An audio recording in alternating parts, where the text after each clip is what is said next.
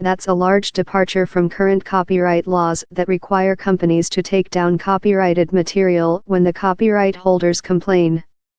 It would also be prohibitively expensive for smaller European social sites, which could be a boon for American tech giants. We're getting disturbingly close to an internet split across the Atlantic where only the likes of Facebook and Google can afford to compete on both sides. The most dangerous part of this digital single market copyright directive is its Article 13, use of protected content by online content sharing service providers, which starts on page 65 of the text posted Wednesday. That obligates any such online service. Its definition excludes Wikipedia, online markets, messaging services, and small startups less than 3 years old, but not social networks in general to obtain an authorization from copyright holders whose work might be shared by its users. That amounts to asking companies to license all copyrighted content in the world, Julia Reda, a German Pirate Party member of the European Parliament, wrote in a recent post.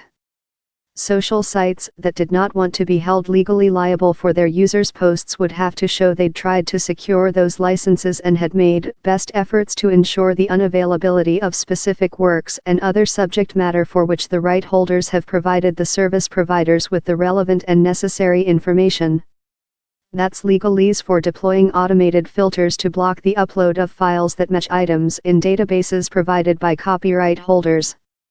That represents an enormous departure from the notice and take down regime on both sides of the Atlantic, under which sites avoid liability if they promptly respond to reports of copyright infringement by taking down the content in question before letting the user challenge the takedown. Few precedents exist for such a comprehensive monitoring regime aside from YouTube's Content ID. That Google, GOOGL, system lets copyright holders choose between having infringing copies of their content blocked or getting a share of the advertising revenue generated from them. In a November blog post, YouTube CEO Susan Wojcicki wrote that the company paid out €800 million to EU rights holders in the last year. Google declined to comment on the record, but in a February 7 post, Global Affairs Senior Vice President Kent Walker said the proposed rules aren't carefully balanced.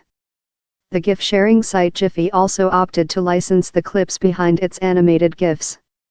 We went and started, day one, making licensing deals with all of the major movie producers, TV producers, studios, founder Alex Chung said at the Collision conference in 2016.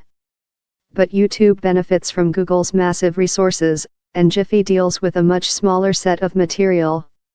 If anyone says Google can do it, therefore everyone else should. What a nonsensical statement to say, said Evan Engstrom, executive director of the U.S. startup advocacy group Engine. A 2017 study he co-wrote found that the cost of filtering technologies far exceeds their benefit in limiting infringement. And although Article 13 includes fair use rights to take copyrighted content for quotation, criticism, review, and caricature, parody or pastiche, automated filters can't sense the intent behind those legitimate reuses. Weston Dombrowski, with the legal team at the creator crowdfunding site Patreon, echoed Engstrom's filtering critique. There is not a company in sight that has the filtering technology ready and available, and noted the extra risk Article 13 poses to mashup and remixed art. We have so many remixers, he said of Patreon's creators. We have all sorts of people who would get caught up in a filtering system. The economic and technological illiteracy continues through the directive's Article 11, protection of press publications concerning online uses. This would let news publications, but not individual bloggers, claim copyright in the uses of individual words or very short extracts of a press publication by a search engine. EU member states have tried this already and seen it fail. In 2014, for example, Spain mandated such a snippet tax, which led Google to close Google News in that country. A study by Spanish publishers then found a 13% drop in their traffic there. It's unclear what very short means. Would only showing a headline be okay? What about showing a sentence and a half of a 931-word story? Note that Google News now only shows headlines, while its much smaller rival DuckDuckGo still provides story excerpts. Article 11 would stop it from providing more information than Google. DuckDuckGo CEO Gabriel Weinberg declined comment.